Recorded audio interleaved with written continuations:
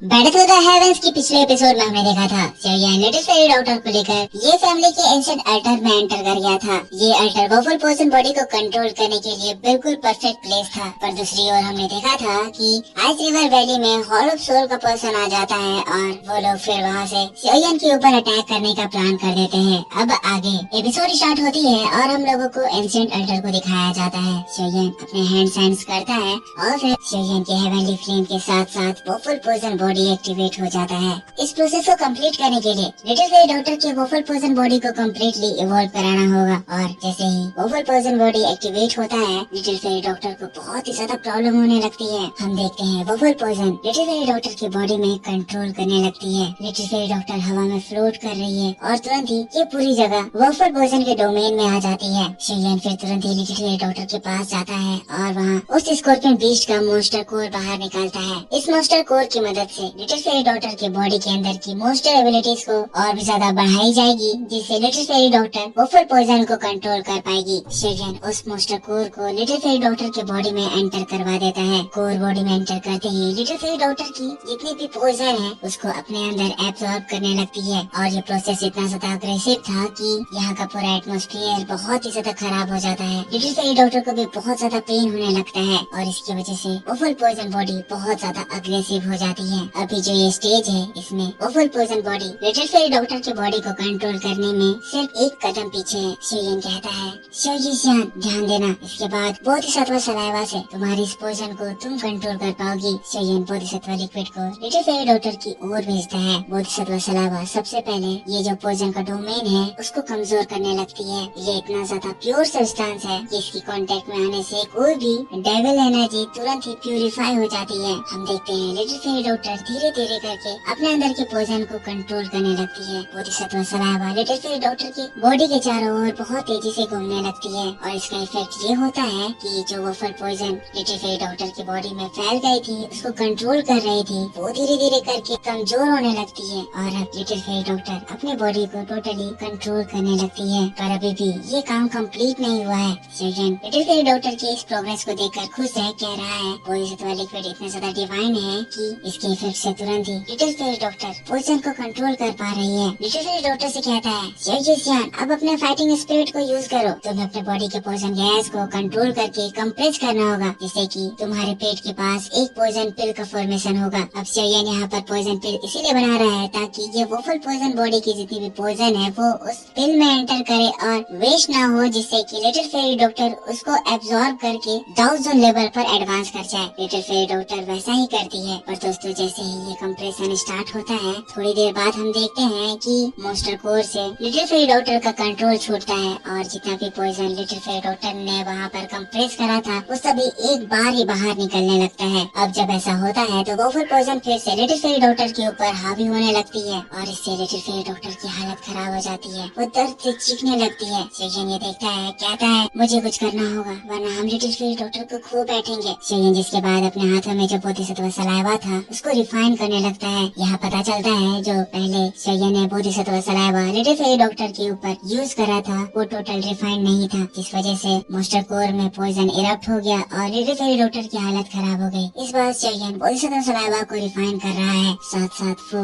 Saliva को little fairy doctor के अंदर भी डाल रहा है ताकि ये मामला हाथ से ना निकले और ये काम करने लगता है। फिर से पॉइजन कंट्रोल में आने लगता है। पर दोस्तों ये इरप्शन जो हुआ था उससे लिटिल फेरी डॉक्टर बहुत ज्यादा कमजोर हो गई है। शेरियन लिटिल फेरी डॉक्टर से कहता है शेरियन ध्यान दो, अब बस थोड़ी समय बाकी है, तुम्हें हिम्मत नहीं हारना है, हम लोग बहुत ज्यादा करीब हैं। लिटिल फेरी डॉक्टर भी शेरियन की बात को सुनकर अपनी बची हुई ताकत को लगाती है, उसको कंप्रेस करने की कोशिश करती है। पर हम देखते हैं यहाँ मामला हाथ से निकल चुका है। लिटिल फेरी डॉक्टर इतनी ज्यादा कमजोर है कि वो अब वफुल पोर्शन को रोक नहीं सकती है और धीरे धीरे करके उसके बॉडी से उसका कंट्रोल जाने लगता है। यहाँ सराउंडिंग से भी ये वफुल पोर्शन सारी पोर्शन को एब्जॉर्ब करने लगती है, जिससे ये और भी ज्यादा ताकतवर होने लगती है। शेरियन ये देखकर सॉफ्ट उदास हो जाता है क्योंकि अब उसकी दोस्त टोटली वफुल पोर्शन लेडी बन जाएगी। लेकिन तभी अचानक से हम देखते हैं एंशिएंट अल्टर में हलचल होने लगती है। यहाँ की जमीन हिलने लगती है और प्योर लाइट से भरे बहुत सारे स्ट्रॉन्ग लाइट पिलर्स आसमान की ओर शॉट आउट होते हैं।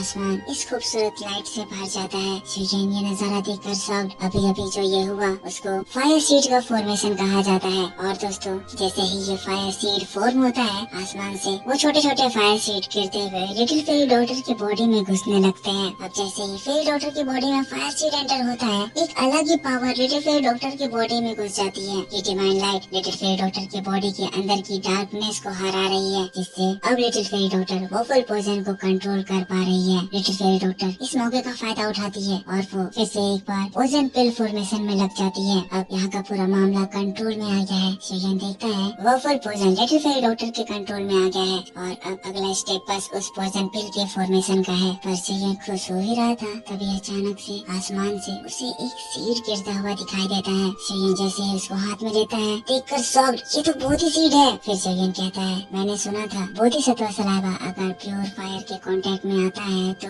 वो एक सीड में कन्वर्ट हो जाता है। मेरे पास अब एक बहुत ही ज्यादा रेयर इंग्रेडिएंट आ गया है। फ्यूचर में मैं इसको बहुत ही अच्छे से यूज कर पाऊंगा। इसके बाद तुरंत ही वो उसको स्टोरेज रिंग में रखता है। अब इसके बाद शेयन एंशिएंट अल्टर के एज में चला जाता है। नीचे में वो उस एनर्जी सोर्स को देखने लगता है, कहने लगता है यहाँ एनर्जी इतनी ज्यादा प्योर है, इतना ज्यादा हाई अमाउंट में अवेलेबल है, तो भी यहाँ से एनर्जी बाहर क्यों नहीं जा रहा है। अपने विजन को इस्तेमाल करता है, अंदर छानबीन करता है तो उसे एक पर्ल दिखाई देता है। देखते ही शेयन समझ आता है कि ये अर्थ कोर पर्ल है। और कोर पर्ल क्या होता है मैं आपको बताता हूँ। मास्टर याला ने शेयन को बताया था, अर्थ कोर पर्ल जो होता है वो अर्थ के डीपेस्ट एरिया में पाया जाता है, जो कि अर्थ की प्योर एसेंस एनर्जी से फॉर्म होता है। ये जो पर्ल है वो बहुत ही ज्यादा पावरफुल होता है और इसीलिए इसके फॉर्म होने में कभी कभी 100-200 या 1000 साल लग जाते हैं। ये इंग्रेडिएंट इतना ज्यादा इम्पोर्टेंट है कि इसका इस्तेमाल लेवल 8 या 9 ग्रेड की पिल के फॉर्मेशन में होता है। शेयन उस समय जब मास्टर याला बता रहे थे, कहने लगता है, पर मास्टर आप कुछ ज्यादा नहीं कह रहे हो, 8 या 9 ग्रेड का पिल, क्या ये सच में पॉसिबल है। तब याला उसको एक जोरदार टपली मारते हैं और शेयन को वो मार अभी भी याद है। अब शेयन को समझ में आ गया है कि एंशिएंट अल्टर से फायर सीड क्यों नहीं बाहर निकल रहा है। इसलिए नहीं निकल रहा है क्योंकि सारी एनर्जी को वो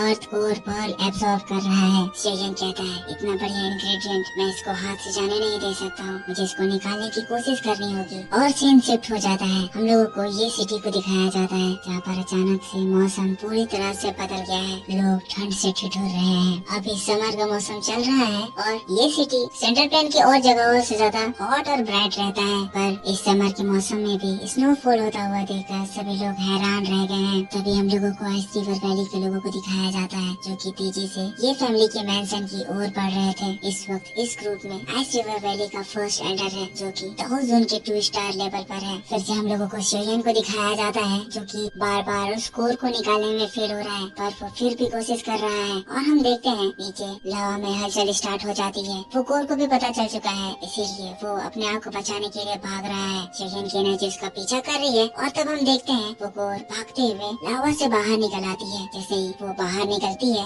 एंशिएंट अल्टर के टावर इस एनर्जी को पाकर पूरे ब्राइट हो जाते हैं। शेयन ये देखकर बहुत ही ज्यादा खुश, बहुत ही ज्यादा शॉक्ड हो जाता है। कहता है, कमाल हो गया, मुझे आज ऐसी चीज मिल गई है जिसका मैं किसी से कंपैरिजन नहीं कर सकता हूँ। तभी एक आवाज आती है और शेयन तुरंत ही उसको अपने स्टोरेज रिंग में रखता है और एंशिएंट अल्टर से बाहर भागता है। सीन शिफ्ट होता है। हम लोगों को ये मैंशन को दिखाया जाता है जहाँ पर आइस रिवर वैली के लोग इसको पूरी तरह से घेर लिए हैं। इस पूरी जगह को वो लोग अपने एनर्जी बैरियर से सराउंड कर रहे हैं ताकि कोई भी यहाँ से बच के ना भाग पाए। तभी फर्स्ट एल्डर की आवाज आती है, उस वॉफल पोइजन लेडी को हमारे हवाले कर दो, वरना आइस रिवर वैली तुम्हारी ये फैमिली को डिस्ट्रॉय कर देगा। आइस रिवर वैली के लोग जैसे ही इन लोगों को देखते हैं डर से कांप जाते हैं, कहने लगते हैं, आइस रिवर वैली यहाँ पर क्यों आ गई। इन लोगों का वॉफल पोइजन लेडी का मतलब वो लेडी तो नहीं है जो कि शेयन के साथ यहाँ पर आई है। उन लोगों की वजह से आज हम लोग इतनी बड़ी प्रॉब्लम में फंस गए। सभी लोग घबराए हुए हैं। तभी शेयन वहाँ पर तियान हाउसुनजी के साथ आता है, कहता है, आप लोग इतने ज्यादा घबरा क्यों रहे हैं। हमने आप लोगों को उनसे फाइट करने को नहीं कहा। यहाँ पर ये लोग आए हैं तो हम लोग इन्हें संभाल लेंगे। तियान हाउसुनजी से कहता है, सीनियर तियान हाउ, क्या अब हम लोग इनको निपटाने चले। तियान हाउ भी पूरे स्टाइल में है, अपने ड्रिंक करते हुए कहते हैं,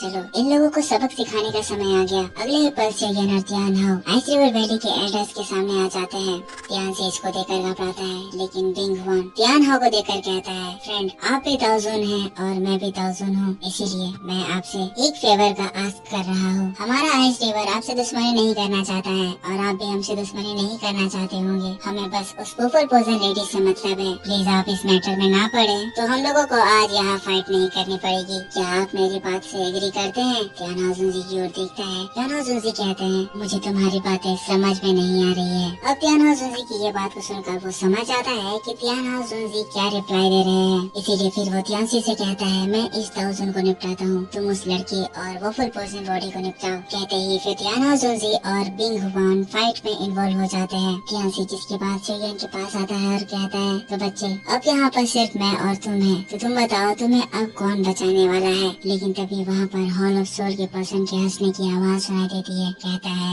एल्डर तियांसी अपने गुस्से को थोड़ा कंट्रोल कीजिए, ये लड़का हमारा निशाना है, चिंता न करें, मैं इसकी ऐसी हालत कर दूंगा जिसको देखकर आपको बहुत ज्यादा सुकून मिलेगा। शेयन जब ये देखता है कि यहाँ हॉल ऑफ सोल आ गया है और ये वही प्रोटेक्टर है जो कि ये हमारे एम्पायर में शेयन के सामने से मास्टर यालाओ को लेकर गया था। शेयन बहुत ही ज्यादा गुस्सा हो जाता है, तुरंत ही अपनी एनर्जी एक्टिवेट करता है, अपनी तलवार को बाहर निकालता है और उस प्रोटेक्टर वू के ऊपर अटैक कर देता है। पर प्रोटेक्टर वू अपने चैन से शेयन को बहुत आसानी से रोक देता है। प्रोटेक्टर वू हंसते हुए कहता है, मैं देख सकता हूँ तुम्हारी किलिंग इंटेंट पहले से और ज्यादा बढ़ गई है, पर तुम्हारा ये रीच पिछली बार की तरह इस बार भी कोई काम नहीं आने वाला है। लेकिन तभी शेयन अपने अर्डीमन पपेट को समन करता है और अर्डीमन पपेट पीछे से प्रोटेक्टर वू के ऊपर अटैक करता है। पर हम देखते हैं वो तियांसी अर्डीमन पपेट को जमा देता है और अपने साथ ले जाता है। अब शेयन ये देखते ही अपनी पावर को और ज्यादा बढ़ाता है, अपनी स्वॉर्ड से उसके चैन को तोड़ देता है और उसके ऊपर अटैक करता है। पर प्रोटेक्टर वू शेयन के अटैक से बच जाता है। ये दोनों एक दूसरे के ऊपर अटैक पे अटैक करते हैं, आसमान पर धमाके होने लगते हैं। प्रोटेक्टर वू कहता है, लड़के मैंने तुम्हारे मास्टर को कैद कर लिया, तो तुम किस खेत की मूली हो, तुम्हें तो बचाने के लिए आज कोई एक्सटर्नल फोर्सेस भी नहीं है। ये कहकर वो वापस से शेयन के ऊपर अपनी चैन से हमला करता है। शेयन 3000 लाइटिंग मूवमेंट का इस्तेमाल करके बचने लगता है, पर शेयन को ऐसे भागते हुए देखकर वो प्रोटेक्टर वू गुस्साता है। कहता है, एक मामूली दाओजोंग 2 स्टार का पर्सन मुझसे लड़ने की हिम्मत कर रहा है, तुम्हें मैं बताता हूँ कि तुम्हारी मेरे सामने क्या औकात है। जिसके बाद आसमान में बहुत सारे पोर्टल्स बनते हैं, जहाँ से चारों ओर से उस प्रोटेक्टर वू के स्ट्रॉन्ग चेन बाहर निकलने लगते हैं। ये सोल चेन शेयन के ऊपर अटैक करते हैं। शेयन अपने 9 स्वॉर्ड तलिस्मान अटैक से उन सोल चेन को रोकने की कोशिश करता है, पर प्रोटेक्टर वू की ये सोल चेन उसके तलिस्मान को तोड़ देते हैं और अगले ही पल वो शेयन को कैद कर लेते हैं। अब प्रोटेक्टर वू शेयन के पास आ जाता है। कहता है, शेयन ऐसी ताकत लेकर तुम अपने मास्टर को बचाने आए थे, इस स्ट्रेंथ के साथ तो तुम सोल्ट लैंड के एक मच्छर को भी नहीं मार सकते हो। लेकिन तब शेयन कहता है, नहीं अभी तो मैंने बस शुरू किया है। और फिर शेयन बर्निंग फ्लेम वैली से जो